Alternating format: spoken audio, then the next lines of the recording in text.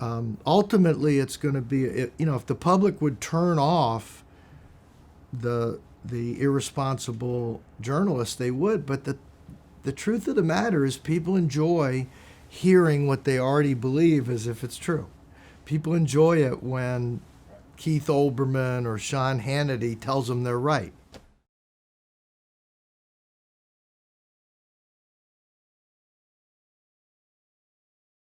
Every time I get a lot of calls from cable television, every time there's a mass homicide almost, and I don't refuse to go on.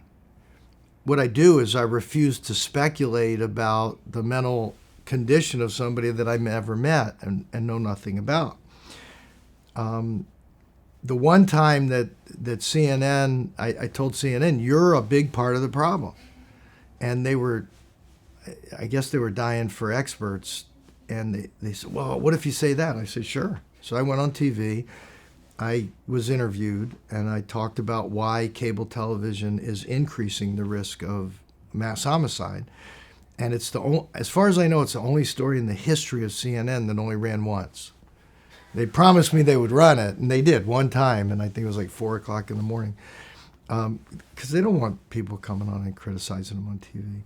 When you remember the DC sniper, I got 50 calls that week, and I told everybody, how in the world could I possibly know who did this?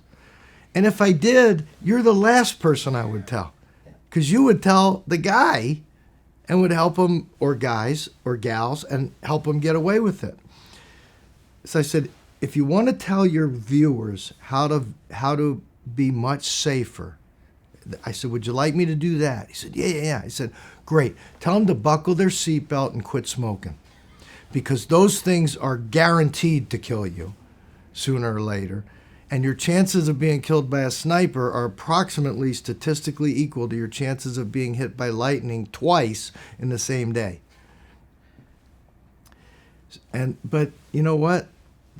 Those things don't sell television time. And the goal is to make money, not to inform the public. And so these folks that claim to be journalists who talk in high-minded ways about the public's right to know, in fact, don't give the public news. They craft the news in such a way as to sell more television time. And the best example I can ever give you was when the Newtown massacre happened.